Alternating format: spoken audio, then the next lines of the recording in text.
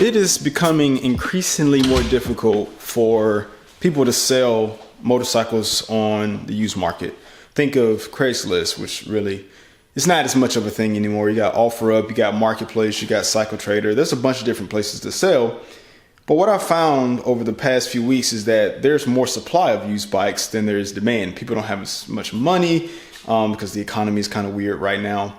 And people would rather just go to dealerships to get their bikes with warranties and make sure that everything's good. And if something breaks, they can have it replaced pretty quick versus going onto the secondhand market. For me, I have wrecked bikes that I rebuild. And right now I've been trying to sell this Lowrider S. I'm going to clean it up a little bit. I think that's all I need, and maybe a microfiber. Ooh, that's crusty. I hit him pretty good. I have that bracket, I just haven't put it on yet. I need to do it. I'm gonna clean this bike up, go get some pictures, and get it listed again, and maybe change up my approach. See if we can at least get some bites.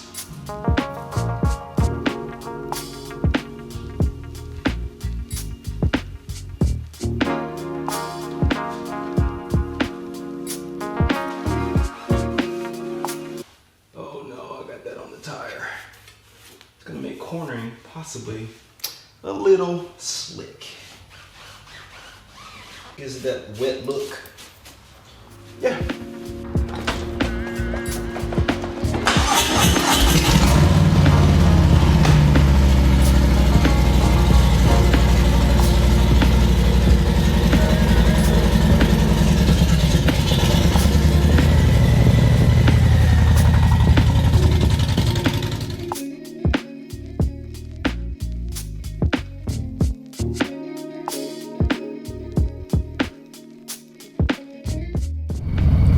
Plastic bag, okay. I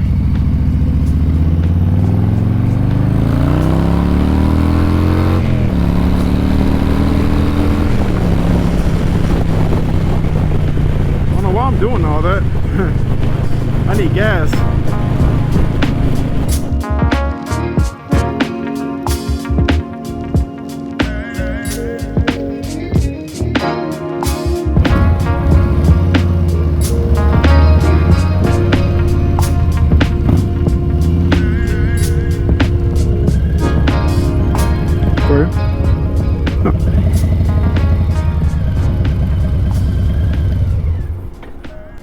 What's up?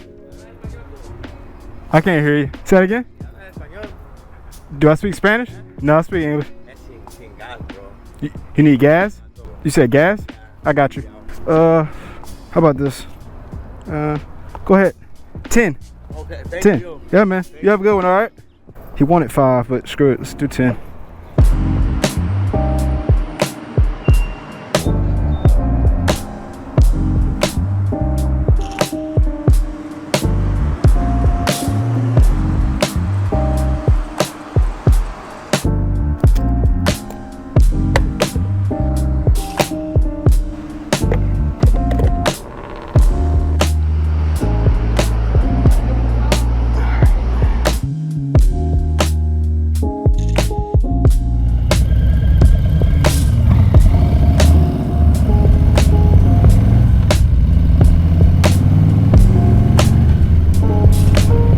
Now, with a rebuilt bike, I can tell you this bike, it's not perfect.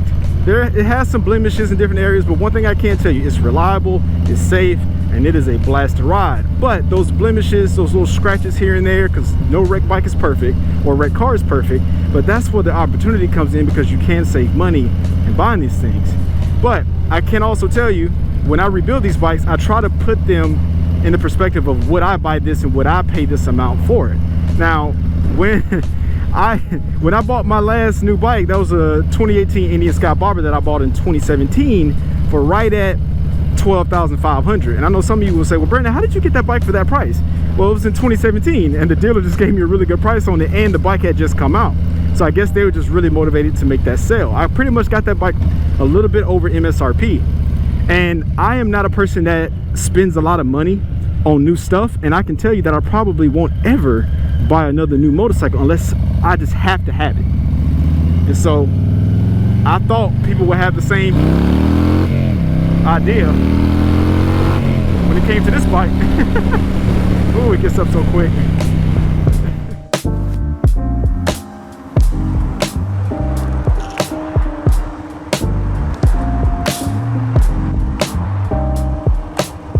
I think I'm gonna take this one.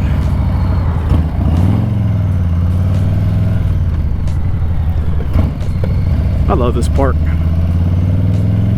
There's so many good places to take like nice pictures of something right in the open. I don't have to travel too far to get to it. Ooh. Picked up a little bit of speed there. I was not trying to. But I love the way that this bike handles. Nothing's wrong with it as far as like engine goes or suspension goes. But you know, it had a little bit of damage that we fixed. And the beautiful thing about the ownership of this bike is you guys have been right here to see all of the work that I've done to it, and you know like the work's good. I think the biggest thing was probably the gas tank, the extra work that was done because I made a mistake, but it's all gravy.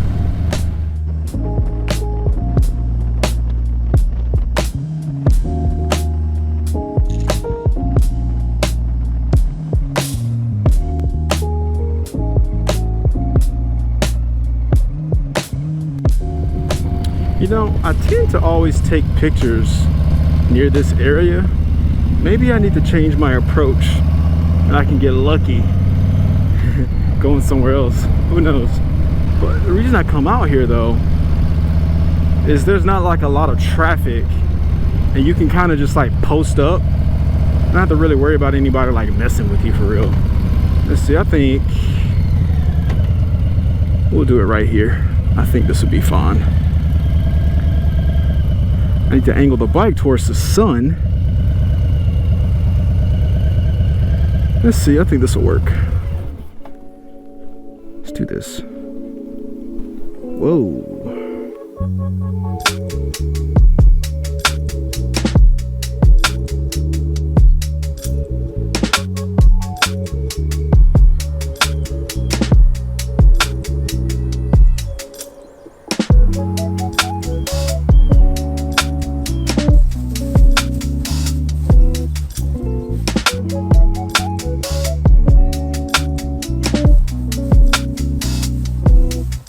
So essentially what I'm doing is just trying to get pictures of the bike. I thought about, should I get like pictures with the big camera or the official camera, like what we're filming on, but sometimes I feel like those are too professional, so I decided to do it from the iPhone to kind of make it look like a private seller's trying to do it and not like some big like dealership or something. But let me know what y'all think about that. Do you prefer professional photos or like iPhone or phone quality photos when you're looking at stuff like this? But yeah, I admit, that's a good shot.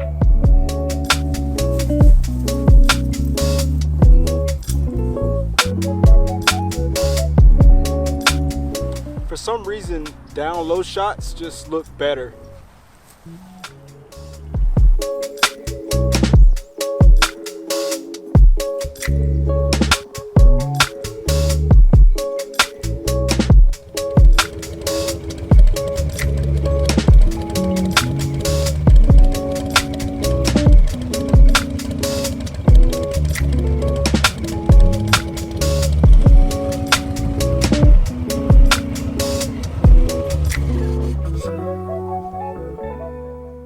Yeah, so those are pretty fun. Just iPhone pictures. So now I'm gonna go for a little bit of a ride. I'm gonna head back and I'm gonna post these on Marketplace. And the thing about posting is that it used to be where you could post something on Craigslist or Yellow Pages and you get a bite probably within 48 hours, something. And I come from an age where I'm right on that edge of social media and encyclopedia, where I use that to write essays and research versus using Wikipedia, and then now where you can use AI. So I'm on the cuff of having no internet and having internet. So best of both worlds. And yeah, the big thing about me posting these bikes, I haven't gotten any bites, at least none that are really worth my time. So we'll see what happens. Yesterday, it got down into the 30s and the high was barely 60. But today, we're pushing 70. And I am feeling that difference. Not even gonna lie to you. It's warm out here. But it is a blessing, because I know some of you, it's too cold to ride, or it's starting to get snow. So take it as we go, right? Blessings.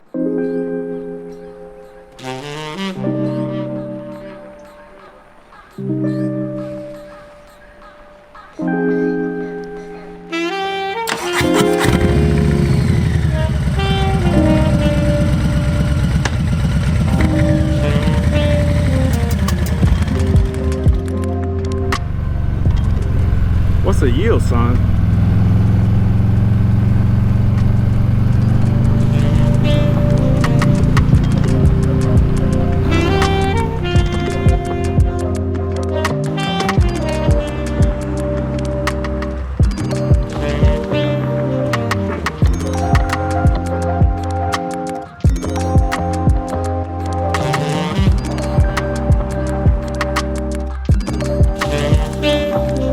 Some of you might say, well, Brandon, you do have another option. Why not just keep the bike? You're right, I could keep it, but that was not the original intent of me buying this bike. The original intent was for me to sell it and make some type of money off of it. Now, if I could keep every single bike that I rebuilt or built, I would, because I love looking at them. I love hopping and throwing over a leg on them and just going, you know, I did this. And for me to continue to have that feeling of I did this, I have to let these bikes go, because bikes cost a lot of money to rebuild. A lot of money. This one was more upfront to get than to rebuild. I spent right at 9,500 bucks just getting it to my door, and I put almost, I'd say 3,500 to 4 grand into it. I have to go look at the sheet, but this one didn't cost as much to rebuild, but it definitely cost me more to get. Oh, my earplug has come out of my ear. Your boy has something called tendonitis in his right ear because of the bell bullet, and I need to fix it. Basically, I have to go in here and push my earplug back in my ear, because what happens is I feel that little tickle in my ear, and that lets me know my ear is not happy at all. All right. I think it'll get me home. Okay. Sorry for that brief wedgie, I could say, that I had. Yeah, guys, bikes are expensive to rebuild. And honestly, with the economy the way it is, it's not getting any cheaper. That doesn't make it unattainable, but that is the reason why I sell the bikes. When I bought this bike, I said I am not going to keep it. I want to rebuild it and sell it, because that funds everything else I do. And of course, with me being able to work on one Chief, I was able to do 4 more Chief. With me being able to do one lowrider, at some point I'll go inside the M8 engine and I'll be able to do more lowriders, Road Kings, Road Glides. You see what I'm saying? So it's like this is a stepping stone to something else. Because if I could keep them, I would do all of them. I really would. Because this bike is really sweet. The torque on this thing alone is it's so much fun. I have to be careful not to get in trouble.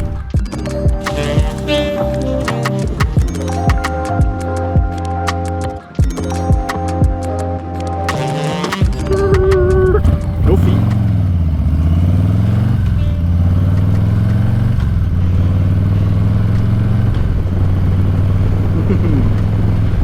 Oh, I am speeding. Let's slow my roll.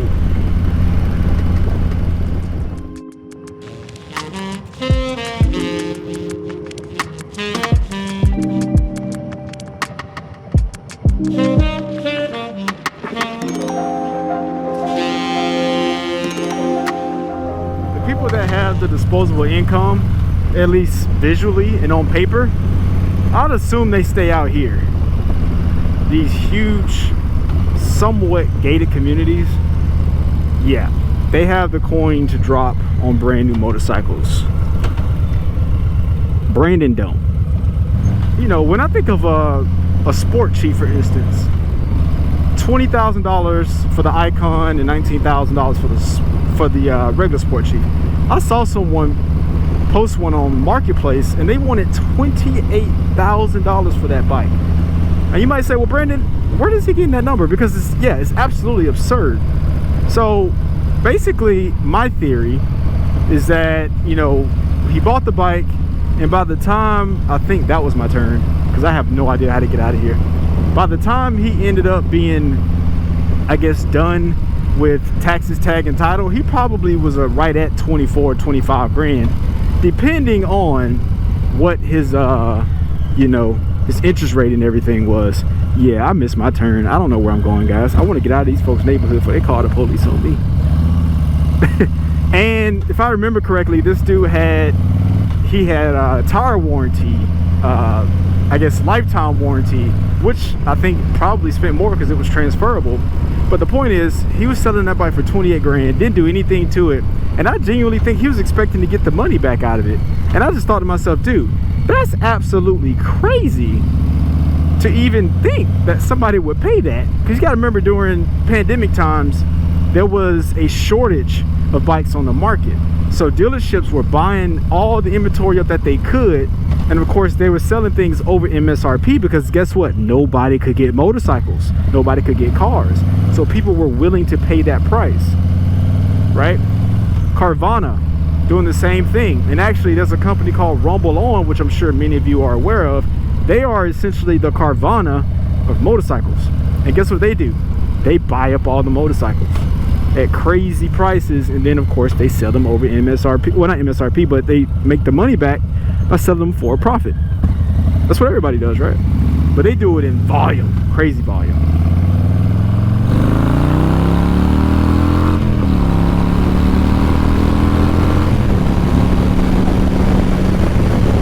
Crazy. This thing is so freaking smooth. Crazy.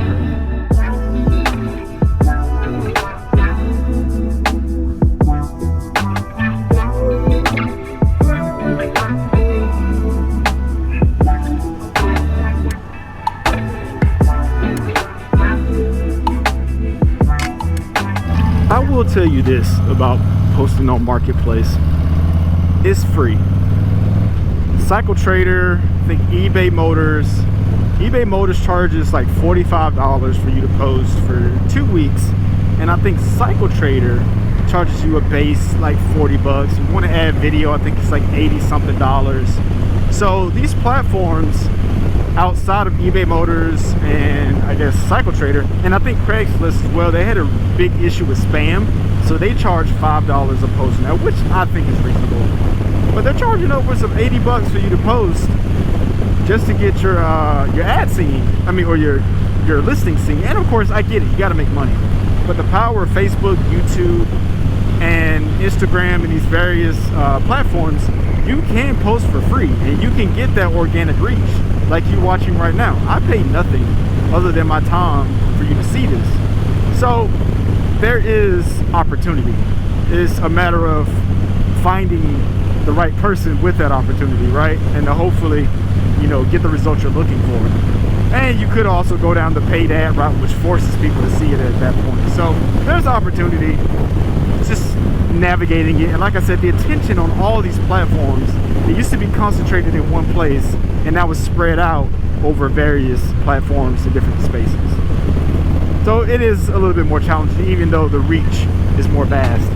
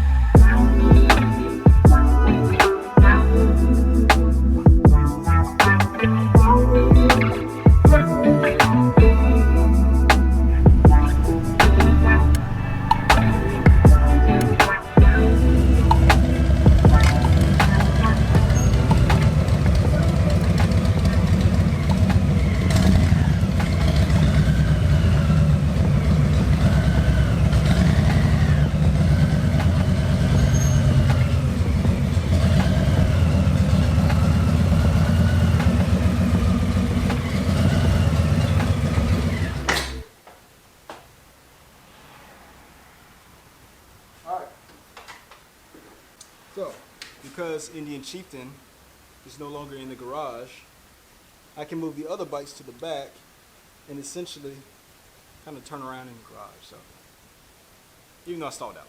All right, now it's just a matter of getting this thing listed and see what happens. So, wish me luck.